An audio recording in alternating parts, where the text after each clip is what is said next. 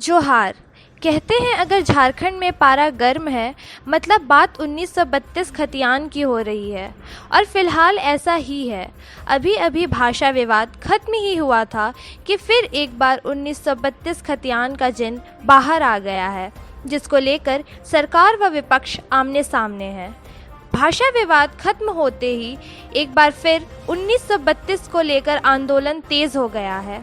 हर जिले में सभाएं आयोजित कर लोगों को इस आंदोलन से जोड़ा जा रहा है। दरअसल झारखंड राज्य का जब से गठन हुआ है तब से ही इसकी मांग हो रही है।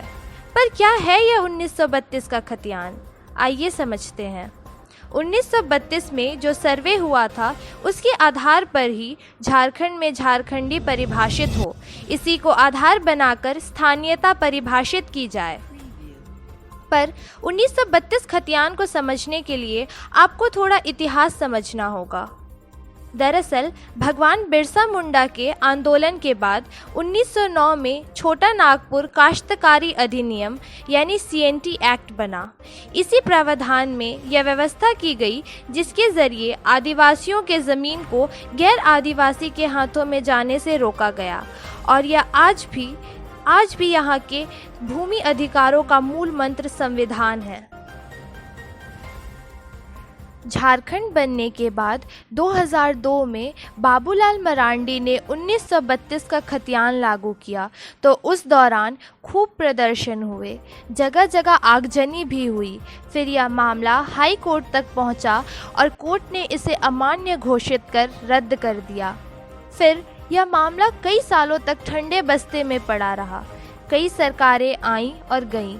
फिर 2014 में जब रघुवर दास की सरकार बनी तो उन्होंने 2018 में राज्य की स्थानीयता की नीति घोषित कर दी, जिसमें 1985 के समय से राज्य में रहने वाले सभी लोगों को स्थानीय माना गया। फिर आती है हेमंत सोरेन की हिम्मत वाली सरकार, जो 1932 के खतियान को चुनाव प्रचार कर सरकार बनाती है। अब सभी नेता इस मुद्दे पर बढ़ चढ़ कर बयान दे रहे हैं। झारखंड में 81 विधायक हैं। आइए जानते हैं इस मुद्दे पर अब तक किसने क्या कहा है। सरयू राय ये 1932 खतियान के अगेंस्ट है। इनका कहना है कि 1932 में झारखंड का अस्तित्व ही नहीं था।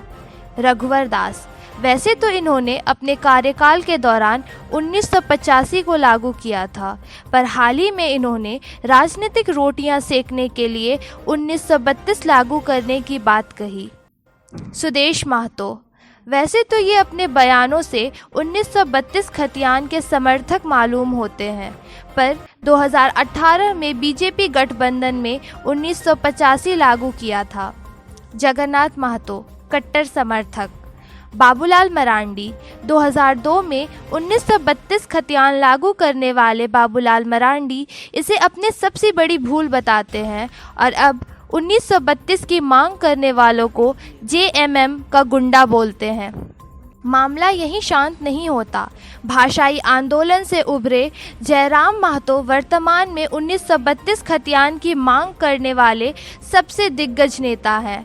इन्होंने झारखंड में कई सभाएं कर युवाओं को इस आंदोलन से जोड़ा है। विधानसभा घेराव हो या आम सभा, जयराम महतो के एक आवाज़ पर हजारों की संख्या में लोग इकट्ठे हो जाते हैं।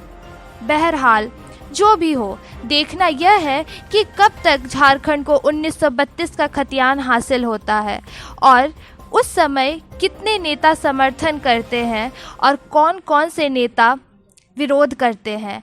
आपकी क्या राय है, समर्थन या विरोध? हमें कमेंट्स में ज़रूर बताएं। जोहार।